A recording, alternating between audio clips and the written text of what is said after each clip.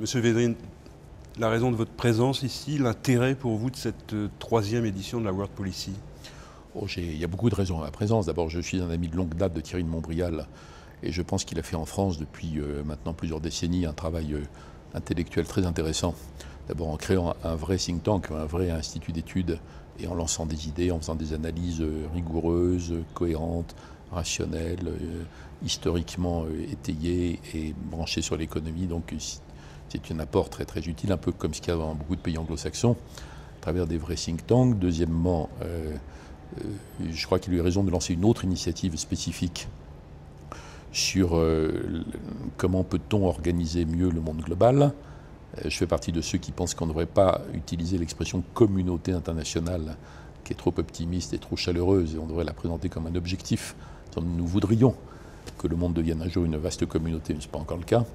Et donc réfléchir, comme il propose aux participants de ce forum, à l'organisation du monde global, quelles meilleures règles, comment, c'est très important.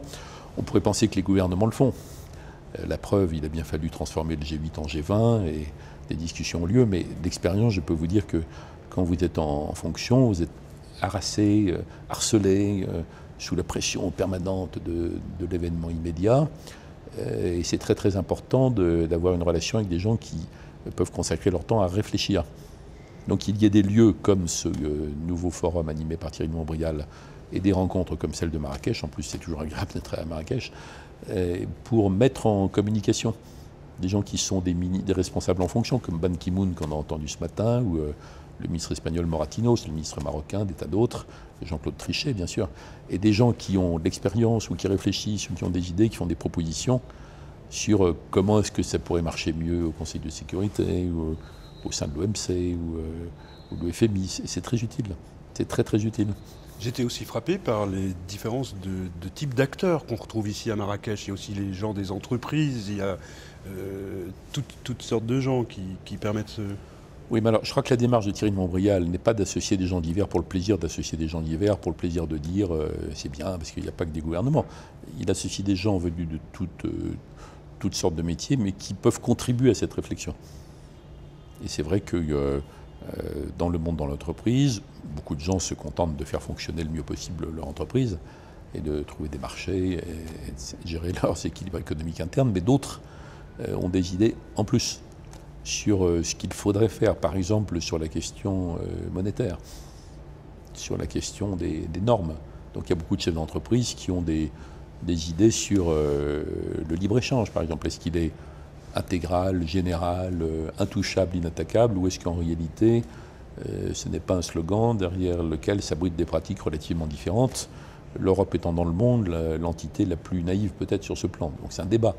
Certains seraient enchantés d'entendre ça, la naïveté de l'Europe, d'autres ne seraient pas du tout contents et contesteraient, mais c'est un sujet. Donc il y a des chefs d'entreprise qui ont une vision spécialisée, mais souvent globale quand même, c'est intéressant.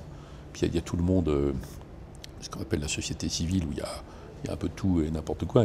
Ça va de choses qui sont des usurpations en fait, avec aussi des organisations remarquables, compétentes, expérimentées, qui ont des vraies visions, qui font des vraies propositions. Donc c'est très bien de rassembler tout ça. Mais il faut aussi qu'ils dialoguent avec des responsables en fonction. Parce que sinon ça tourne en rond, puis personne ne peut tenter de mettre en œuvre les bonnes idées qui peuvent en découler. Et comme cette tentative de gérer le monde de façon moins chaotique et donc moins dangereuse, il a raison Thierry de Montbrial d'insister sur la question de la sécurité globale.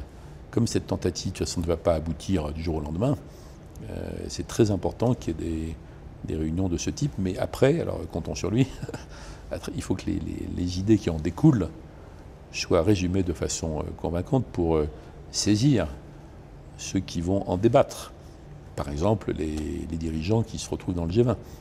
Par exemple, tel ou tel groupe qui serait chargé, comme Kofi Annan l'avait fait il y a quelques années, de réfléchir à la réforme du Conseil de sécurité. Je vous remercie beaucoup.